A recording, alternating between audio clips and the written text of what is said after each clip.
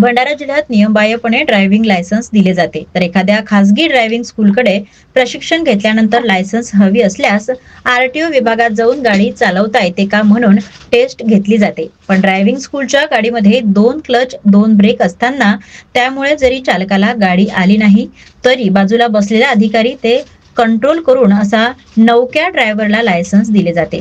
त्यामुळे असा चालकांकडून एखादा मोठा अपघात होण्याची शक्यता नाकारता येत नाही. तर दुसरीकडे उपप्रादेशिक अधिकारी यांना विचारले असताना त्यांनी आपली चूक मान्य करत हा चुकीचा प्रकार असून समोर अशी चूक होणार नाही असे सांगितले आहे, पण कॅमेरा समोर बोलण्यास नकार दिला आहे. या संदर्भात पालकमंत्री पंकज भोयर यांना विचारणा केली असताना मला रीतसर पुरावे द्या, मी कारवाई करतो असे आश्वासन दिले आहे. त्यामुळे भंडारा जिल्ह्यात नवख्या चालकाला ड्रायव्हिंग लायसन्स धक्कादायक असून मोठा अपघात होण्याची वाट आरटीओ विभाग पाहत आहे. या संदर्भात स्पेसिफिक तक्रार जर का प्राप्त झाली तर निश्चितपणे याची सखोल चौकशी करून संबंधितांवर कारवाई करणार.